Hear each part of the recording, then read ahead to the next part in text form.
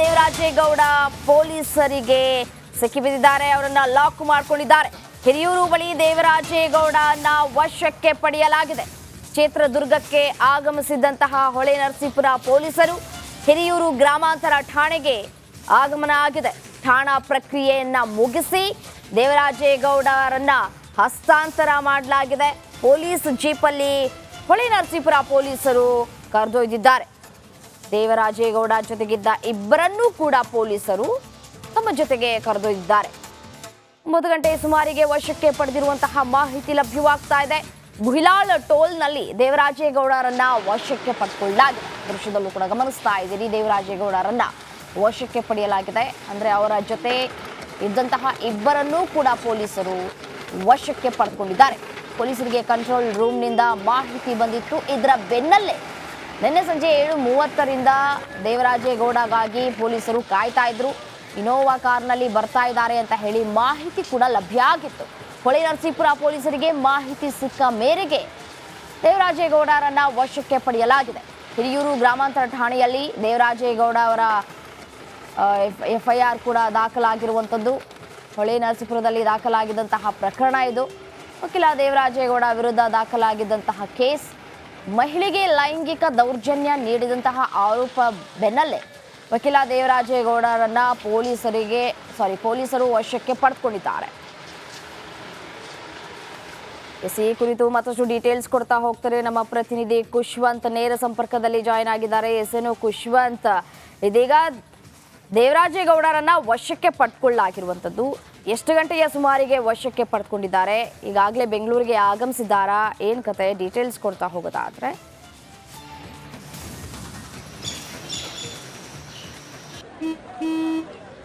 ನಡಿ ಈಗ ಶುರು ಮಾಡೋಣ.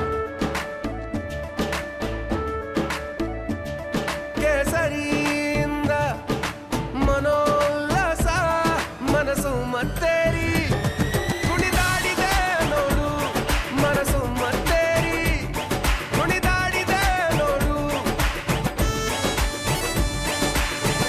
ಕ್ಷಣ ಕ್ಷಣವೂ ಆಚರಿಸಿ ಕೇಸರಿ ಹಬ್ಬ.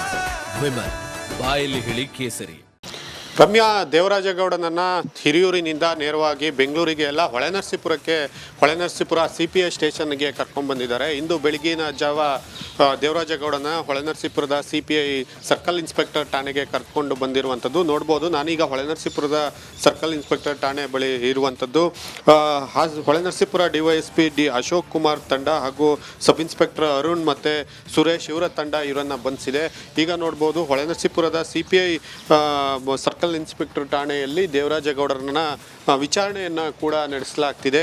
ಜೊತೆಗೆ ಈಗಾಗಲೇ ದೇವರಾಜೇಗೌಡಗೆ ಮಹಿಳೆಗೆ ಲೈಂಗಿಕ ದೌರ್ಜನ್ಯ ಆರೋಪದಡಿ ಆತ ಬಂಧನ ಆಗಿರುವಂಥದ್ದು. ಈ ಕೇಸ್ ಈಗಾಗಲೇ ಕಳೆದ ತಿಂಗಳ 1ನೇ ತಾರೀಕು ದೇವರಾಜೇಗೌಡನ ಮೇಲೆ ಏನು ಕೇಸ್ ದಾಖಲಾಗಿತ್ತು. ಆದರೆ ಈ ಒಂದು 8ನೇ ತಾರೀಕು ಕೂಡ ಅವರಿಗೆ ಹಿಯರಿಂಗ್ ಇತ್ತು. ನಂತರ ಅದು ಈಗ ಮುಂದಿನ 15ನೇ ತಾರೀಕು ವಿಚಾರಣೆ ಒಳಪಟ್ಟಿತ್ತು. ಆದರೆ ಸುಮಾರು 1 ತಿಂಗಳ ಹಿಂದೆ ಕೇಸ್ ದಾಖಲಾಗಿದ್ದು ಈಗ ಸಾಕಷ್ಟು ಜೀವ ಪಡೀತಾ ಇರುವಂಥದ್ದು. ಜೊತೆಗೆ ದೇವರಾಜೇಗೌಡ ಹಾಸನದ ಸಂಸದ ಪ್ರಜ್ವಲ್ ರೇವಣ್ಣ ಏನು ಪೆನ್ಡ್ರೈವ್ ಪ್ರಕರಣ ಇತ್ತು, ಆ ಪೆನ್ಡ್ರೈವ್ ಪ್ರಕರಣದ ಸಂಬಂಧಪಟ್ಟ ಮುಖ್ಯ ಟ್ವಿಸ್ಟನ್ನು ಕೊಡುವಂತಹ, ಜೊತೆಗೆ ಆ ಪೆನ್ಡ್ರೈವ್ ವಿಜುವಲ್ಗಳನ್ನು ವೈರಲ್ ಮಾಡಿದಂಥ ವ್ಯಕ್ತಿಯನ್ನು ಆರೋಪವನ್ನು ಕೂಡ ಹೊತ್ತಿದ್ರು. ಜೊತೆಗೆ ಇಡೀ SIT ತನಿಖೆಯ ವಿಚಾರಕ್ಕೂ ಕೂಡ ಇವರು ಮೂಗು ತೋರಿಸಿ ಆ ವಿಚಾರದಲ್ಲಿ ಈಗಿನ DCM DK ಶಿವಕುಮಾರ್ ಏನಿದ್ದಾರೆ ಅವರ ಮೇಲೆ ನೇರ ಆರೋಪವನ್ನು ಮಾಡಿದರು.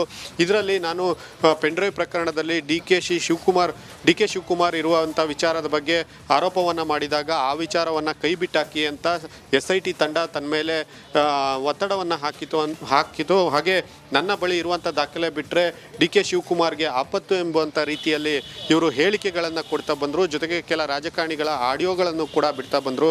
ಈ ಎಲ್ಲ ಬೆಳವಣಿಗೆಗಳು ಕೂಡ ಈಗ ದೇವರಾಜೇಗೌಡಗೆ ಒಂದಲ್ಲ ಒಂದು ರೀತಿ ಸಂಕಷ್ಟವನ್ನು ತಂದು ಕೊಟ್ಟಿದೆ. ಜೊತೆಗೆ ಮಹಿಳೆಯವರವರಿಗೆ ಈತ ಏನು ವಿಡಿಯೋ ಕಾಲ್ ಮಾಡುವಂಥ, ಅಂದರೆ ವಾಟ್ಸಪ್ ವಿಡಿಯೋ ಕಾಲ್ನಲ್ಲಿ ಅಶ್ಲೀಲ ರೀತಿ ವರ್ತಿಸಿದ ವಿಚಾರವಾಗಿ ಮುಖ್ಯವಾಗಿ ಇವರ ಮೇಲೆ ಕೇಸ್ ದಾಖಲಾಗಿತ್ತು. ಅದೇ ಕೇಸ್ನಲ್ಲಿ ಈತ ಚಿತ್ರದುರ್ಗದ ಬಳಿಯಿಂದ ಈತನನ್ನು ಹಿಡಿದು ಕರೆತಂದಿರುವಂಥದ್ದು ನೋಡ್ಬೋದು. ಈಗ ಏನು ಇನೋವಾ ಕಾರ್ ಇದೆ, ಆತ ಹೋಗ್ತಾ ಇದ್ದಂತಹ ಇನೋವಾ ಕಾರನ್ನು ಕೂಡ ಹೊಳೆನರಸೀಪುರ ಠಾಣೆ ಪೊಲೀಸರು ವಶಪಡಿಸಿಕೊಂಡಿದ್ದಾರೆ. ಜೊತೆಗೆ ಇವ್ರ ಜೊತೆ ಇಬ್ಬರು ಸ್ನೇಹಿತರು ಕೂಡ ಅವ್ರ ಜೊತೆ ಇದ್ರು ಅನ್ನುವಂಥ ಮಾಹಿತಿ, ಅವರನ್ನು ಕೂಡ ಕರೆತಂದಿದ್ದಾರೆ. ಆದರೆ ದೇವರಾಜೇಗೌಡರನ್ನು ಈಗ ವಿಚಾರಣೆಯನ್ನು ನಡೆಸ್ತಾ ಇರುವಂಥದ್ದು. ಜೊತೆಗೆ ಇಲ್ಲಿ ಹಾಸನದ SP ಮೊಹಮ್ಮದ್ ಸುಜಿತಾ ಅವರು ಕೂಡ ಭೇಟಿ ನೀಡ್ತಾರೆ ಅನ್ನುವಂಥ ಮಾಹಿತಿ. ಸುಮಾರು ಸಂಜೆವರೆಗೂ ವಿಚಾರಣೆ ಮಾಡಲಾಗುತ್ತೆ. ಜೊತೆಗೆ ನಂತರ ಅವರನ್ನು ಜಡ್ಜ್ ಮುಂದೆ ಹಾಜರುಪಡಿಸುವಂತಹ ಎಲ್ಲ ಸಾಧ್ಯತೆ ಇರುತ್ತೆ. ಒಟ್ಟಾರೆಯಾಗಿ ದೇವರಾಜೇಗೌಡ ಪೆನ್ಡ್ರೈವ್ ಹಗರಣ ಮತ್ತು ಮಹಿಳೆ ಮೇಲಿನ ದೌರ್ಜನ್ಯ ಹಗರಣ, ಲೈಂಗಿಕ ದೌರ್ಜನ್ಯ ಹಗರಣ ಸಂಬಂಧಪಟ್ಟಂಗೆ ಈಗ ಇವತ್ತು ಪೊಲೀಸರಿಗೆ ಲಾಕ್ ಆಗಿದ್ದಾರೆ ಅಂತ ಹೇಳ್ಬೋದಾಗಿದೆ ರಮ್ಯಾ. ರೈಟ್, ಧನ್ಯವಾದ ತಮ್ಮೆಲ್ಲ ಮಾಹಿತಿಗಾಗಿ ಖುಷ್ವಂತ್.